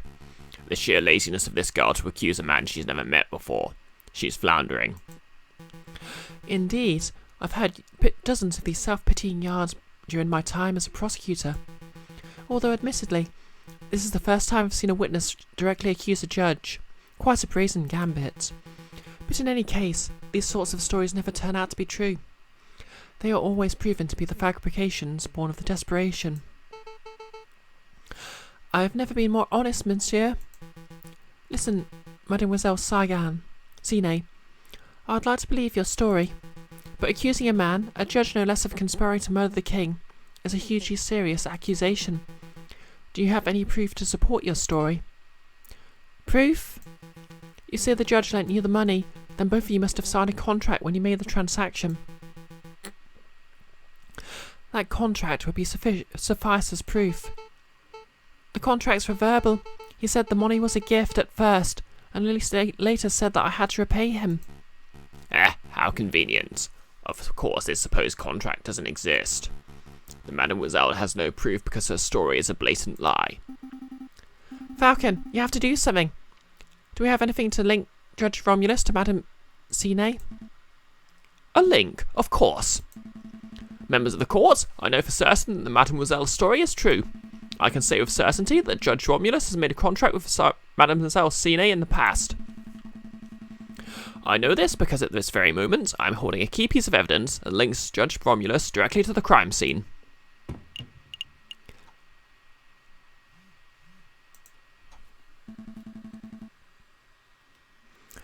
I think you should take a look at this, Severin. Me? You don't trust it in the judge's hands? What? What is that? What does that piece of paper say? This is a receipt from a box of chocolates from Langer Hagelslack's Chocolate Emporium on the 6th of January, made out to a man named Romulus. The writing upon the receipt is clear. A man named Romulus bought the chocolates on the day before the murder. These chocolates happen to have been the same brand and flavour as the ones that were used in the royal assassination attempt. By itself, this evidence would not be definitive. It would only suggest that the judge has something of a sweet tooth. But taken in conjunction with the Mademoiselle's updated testimony, that would imply the judge was directly involved in the assassination attempt. Judge Romulus, do you have anything to say about this? Yep. That receipt's not mine. I haven't stepped foot in a chocolate shop in years. You cannot be serious. The receipt is indisputable truth of your purchase. Indisputable? Watch me dispute it. What you have there is a scrap of paper with the word Romulus scrawled on it. Is it a forgery? Are there simply two men named Romulus living in Paris? I didn't have a clue. What I know is, you have nothing to prove I was the one who signed the receipt. This is absurd. Do you want me to dig up court documents with your signature so we can undertake handwriting analysis? That wouldn't be possible. I believe His Honour uses a rubber stamp for signing off on official court documents. Yeah, that would be correct. Well, it's no matter. I don't need the judge's signature. I already have in my possession proof that the signature on the receipt belongs to Judge Romulus. Do I?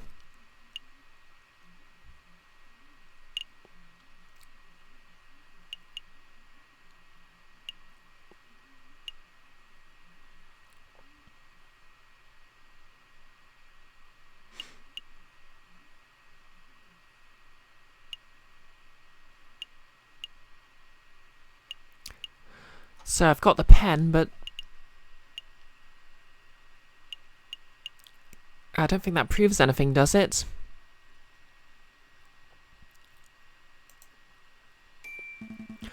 Oh, but first things first, I believe you dropped your pen, Your Honour. Oh yeah, that's mine. Thanks, I've been looking for that thing everywhere.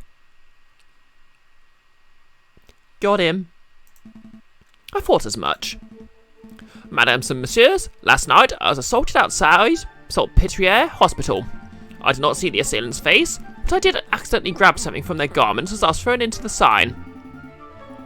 Oh, that's why you smell of fish. I wanted to say something, but I thought it might be rude. To be fair, Nolas, this is only an 8-hour-long game, so... This fountain pen is the very item I grabbed. Did I say this pen was mine? On closer inspection, I see it must have been mistaken. Save it, Your Honour. I'm not here to press assault charges. What interests me most about this pen is the ink contains. It is emerald green in colour. And as we all know, only baddies write in green. Well, yes, but more importantly, it's a rare and unusual choice of ink colour. I would venture that only a dozen people in all of Paris are arrogant enough to write in green. And I would venture that only one of those arrogant people is named Romulus. So, Judge Romulus lacks respect for classic penmanship. What of it? Yep, Invisible Girl. True facts. Take another look at the chocolate receipt, Severin. That receipt was signed with emerald green ink.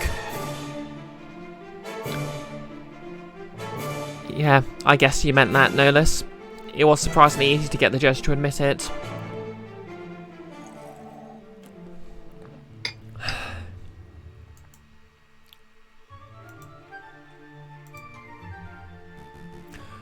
It certainly is quite a coincidence. No, there is no more room for coincidence. There is no more doubt. There is only one narrative that can tie this ridiculous string of evidence together. Canuda, you think the judge is not too smart? Yep, for a guy with multiple conspiracies under his belt, he isn't actually that bright. On the 6th of January, you, Judge Romulus, brought a box of chocolates with a custom filling. That custom filling contained poison originating from the flowers of Mademoiselle Sine, a street seller to whom you owed a debt. On the 7th of January, you, Judge Romulus, leveraged that debt to force the girl to present the poisoned chocolates to the king. Then, an idiot of a man by the name of One framed himself as the murderer in order to take the fall in Mademoiselle Sine's stead. You pushed for One's guilt by priming a witness, Monsieur Toussaint Kingsley, and when that failed, you pressured Mademoiselle Sine to take the full responsibility for the crime. That is the only narrative that makes sense. Admit it. Fine, I do admit it. I did it. I purchased chocolates. I added poison. I put a peasant girl in debt just so I could force her to take the fall. I was the one who wanted the king murdered. But there's not a damn thing you can do about any of it. I am the one who holds the gavel. I am the one who passes the sentences. With a snap of my fingers, I could have each and every one of you guillotined at the Palace de l'Austerlitz before nightfall. Who judges the judges? Who stands above me? Nobody. Not even God can condemn me when I sit so highly.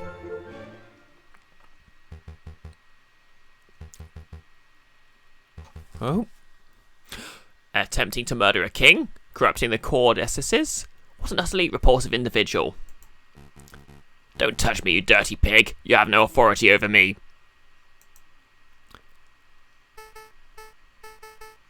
He doesn't. I do. Take him away, Inspector. I'm not done. I'm not done with any of you. You're all guilty, you'll see. A revolution is coming. The rebels will overrun Paris. The king and government will fall. The bourgeoisie will be slaughtered. We shall have a glorious second republic. A republic free of class, where everyone is free and equal. Hey, don't touch me. Dude, you are the bourgeoisie. You just bloody well admitted it. Just another ranting lunatic. Your Majesty, ignore him. Of course. Carry on, Inspector.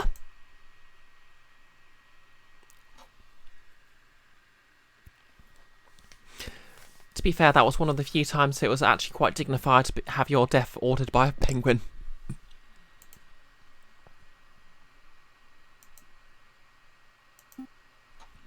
What? What happens now?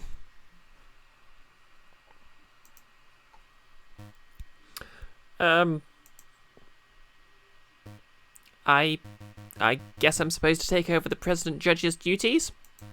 Well, given the surprising series of revelations that just took place, we believe the results are clear. We define the defendant, Prince Juan Cuerdo, to be cleared of all charges. We therefore define the defendant not guilty.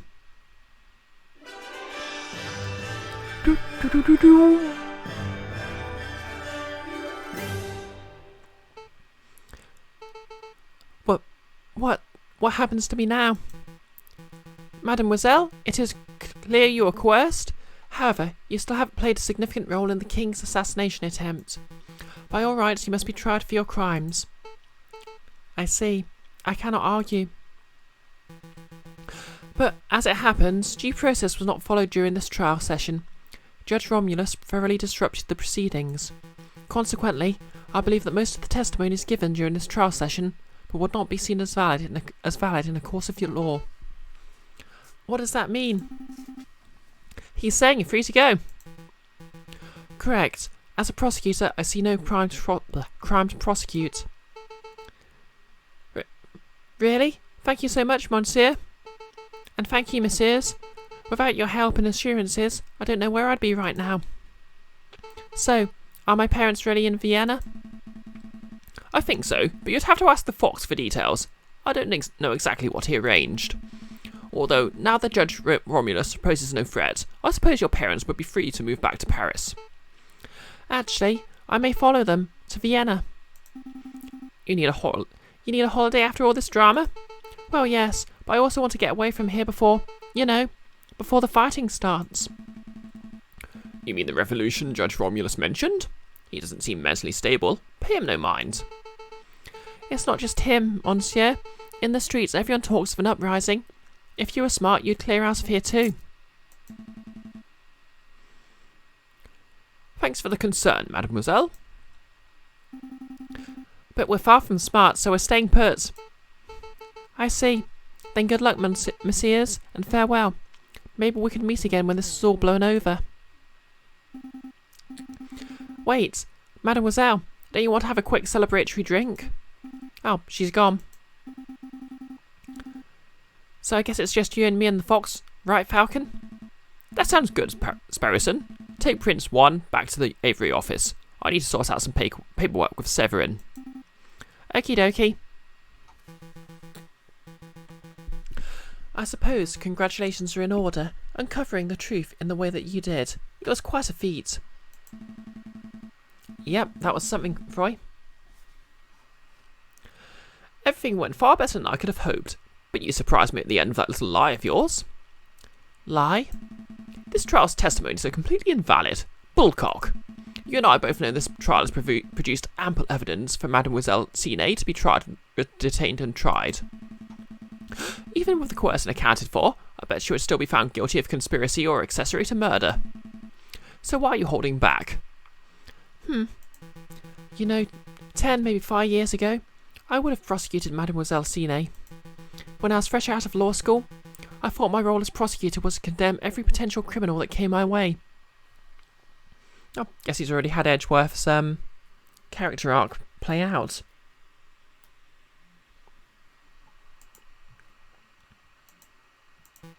I thought, if the guilty person ends up behind bars or in the hanging dock, then justice has been served. But as I gained in experience, I started noticing the details. The details?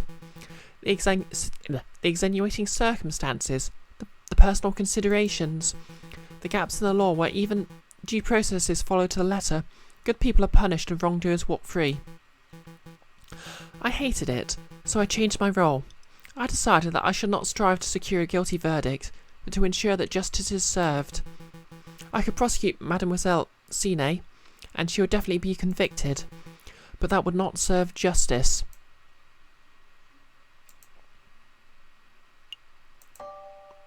You're a good lawyer, Cocorico. You're not terrible, Falcon. I must congratulate you, Signor Falcon and Signor Sparrowson. What am I doing, still using the old accent? Of course I meant congratulations, Monsieur Falcon and Monsieur Sparrowson. It's no big deal, we're just doing our jobs. No, your job ended when you proved my innocence. Everything after that was you going above and beyond your duties. Of course, I was counting on you to do so, unless the lawyer would surely have stumbled or caved in. Oh, before I forget, your payment. Thank you, Monsieur Vulpes. This has been a strange case, but I'm glad the truth came to light. I'll see you out. Wait, Monsieur Vulpes.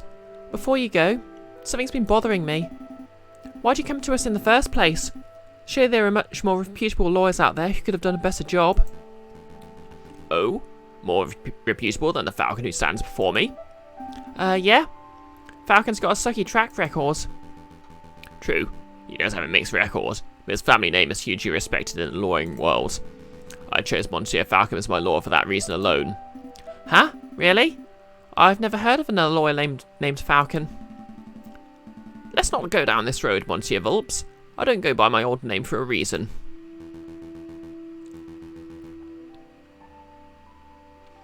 His old name?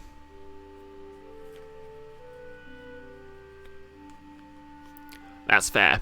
We shouldn't be fixated on the past, should we? After all, it's already been and gone. The future is where our potential lies. That's where we should be paying attention to. A storm is approaching fast. You mean the revolution the crooked judge mentioned? Indeed. I dare say the wolf is right. A rebellion is coming, one way or the other. Listen, Monsieur Falcon. You'll probably have a surge of work over the coming days. If you want me to dig up dirt on anyone, please feel free to drop by my office at any time. Dig up the dirt? I'm a private investigator. It's what I do. Well, bear it in mind. Thank you, Monsieur Volps. Good day, messieurs. I'm going to go get a drink. Seriously, Falcon? What? I was going to ask if you wanted tea or coffee. Of course you were. The game has been saved. Do I wish to continue? Well, only an hour and 55 minutes.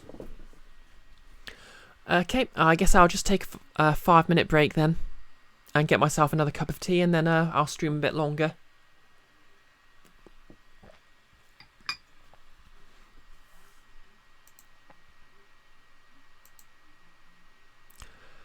Okay, so I'll be back in 5 minutes. That's about 2 minutes past. See you then.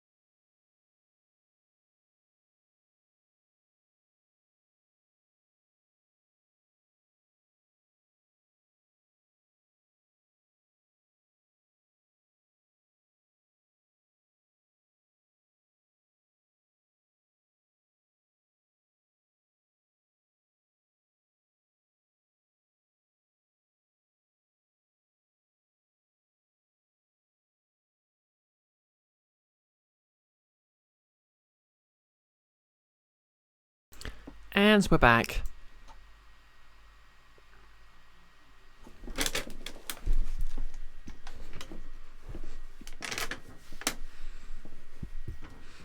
Okay, everyone ready for this?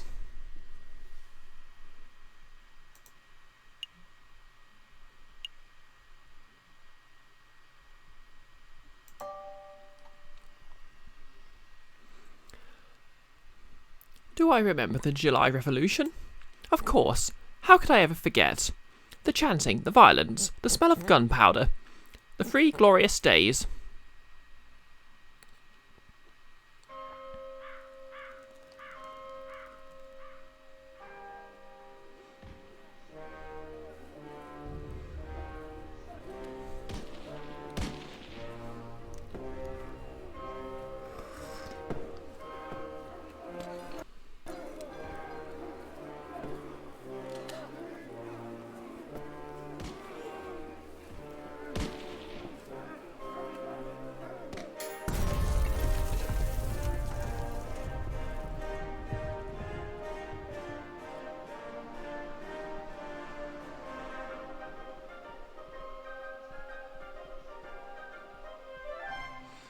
Act 3, The Sleeping City.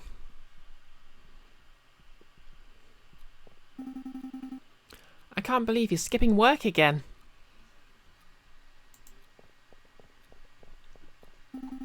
I swear, if I find that moping bird at Le Canard Joya...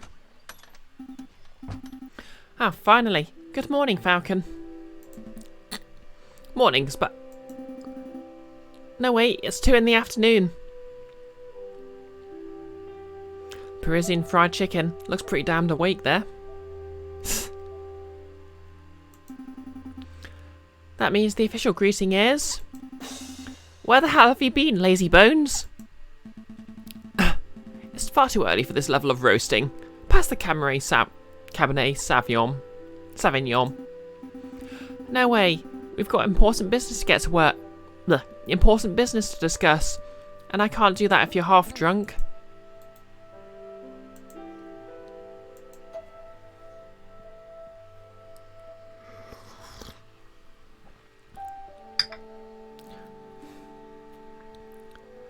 Well, some people can work half drunk. What's stopping me? Ever asked a glass of water?